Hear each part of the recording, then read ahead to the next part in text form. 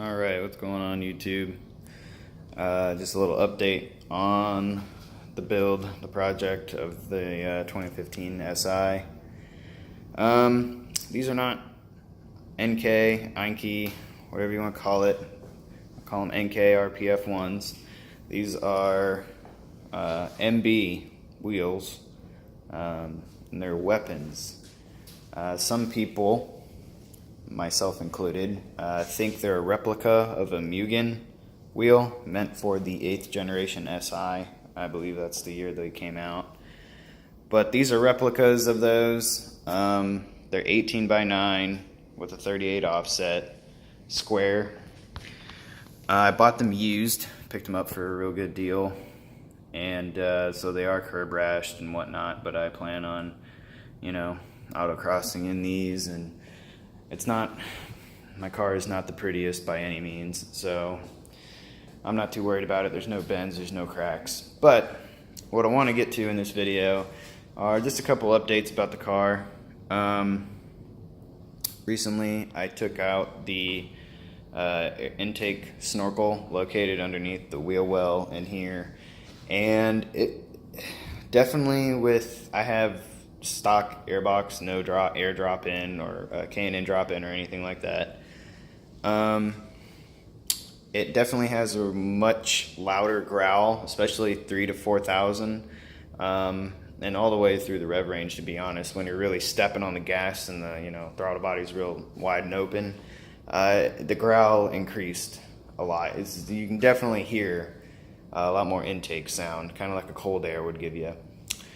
The other update and pro tip for anybody, I'm not sure if this is all Civics or 9th gen or McPherson strut design for a front wheel drive car, but if you lower your vehicle more than an inch, I'm gonna say, I'm not gonna be able to get this on video, but yeah, everything else is in the way.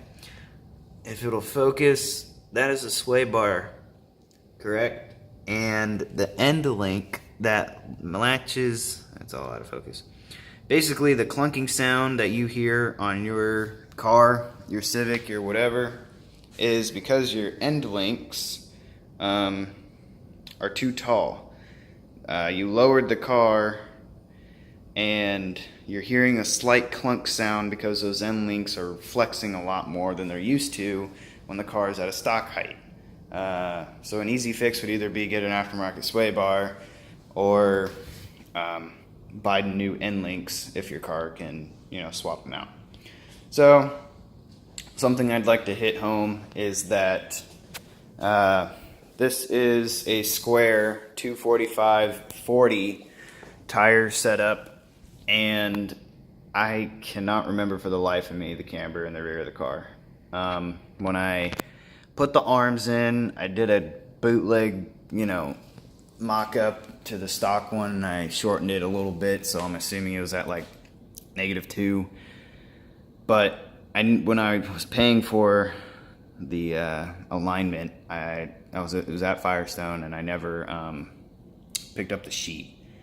I just picked up my keys and frickin' left because I just had it was about done waiting, because they told me my car was done, but it was still on a rack. Anyway,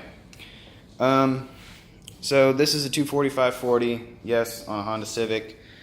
The wheel, 18 by 9 plus 38, no spacers, nothing like that. I have no idea what tires these are. I think these are Fusion. I don't even know what a Fusion is, but there's some like 240 treadwear, 280 treadwear tire, probably 3 years old. But the fronts, they poke a little. Definitely with the 245. If I could do this again, I'd do a 245/35, and maybe like fill the tire with nitrogen. I don't know, but 245/40. It's pretty tall. It's beefy. Get a good ground shot of it, and it rubs in the front, and the front is at -0.8 degrees camber, and toe not too far off. It's pretty much dialed in, to be honest.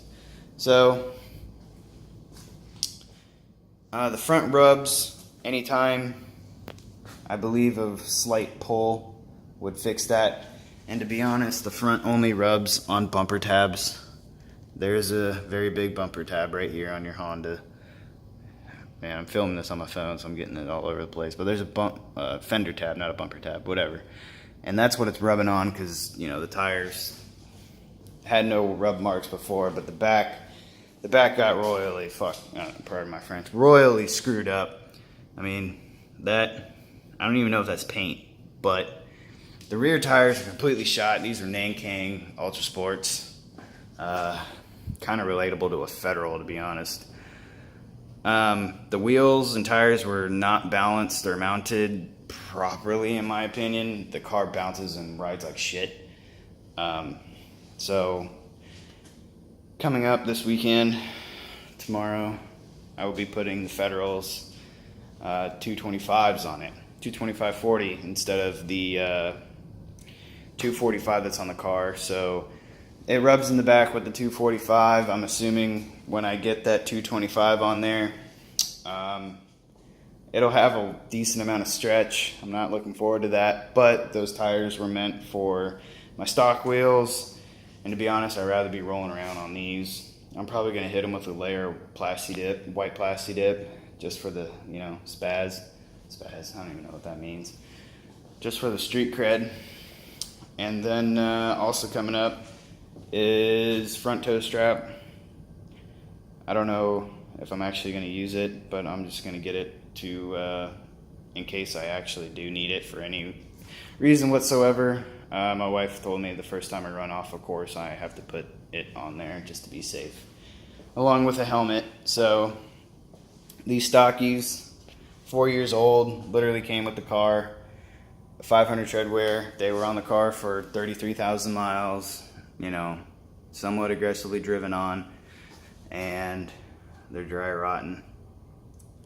So the Federals won't be put on the stockies for now. They're going to go back onto this set of wheels, and I guess that's about it. There isn't much else I've done other than you know, locate my stickers.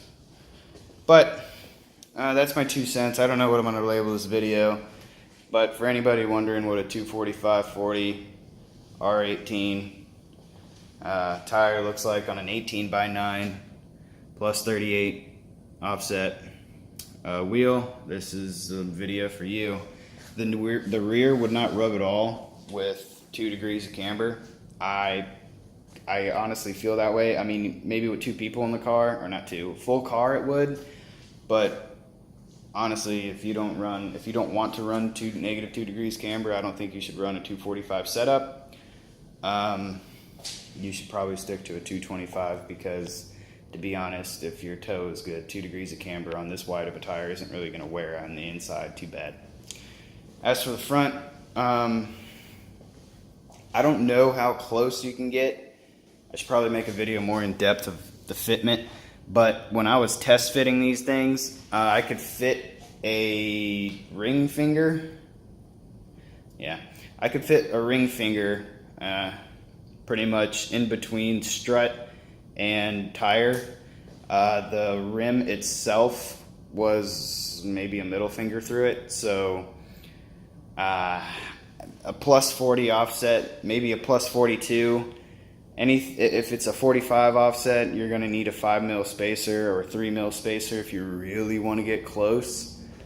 But and this is on skunk tooth shocks, by the way, so they're the same diameter as stock. So if your coilover is a little skinnier, you'll have more luck.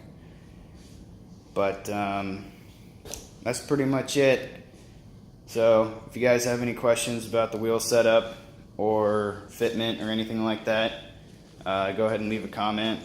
I do want to point out that I'm pretty damn sure my fenders aren't rolled as much as some would like to say. Look at that, rub life. It's a flat fender underneath there. It's flat. It's not rolled. And you can even tell by looking diagonal, you know, I'm going straight up and down the car. Anyway, just wanted to clear that up. So, that's it for this video. It's gonna be 10 minutes, too long. But, that's, I guess the update on the car. So, I'll see you guys in the next video when I get the tires on and give them a little review. Might do a video of me driving around on some back roads. So that's that. See you later, guys.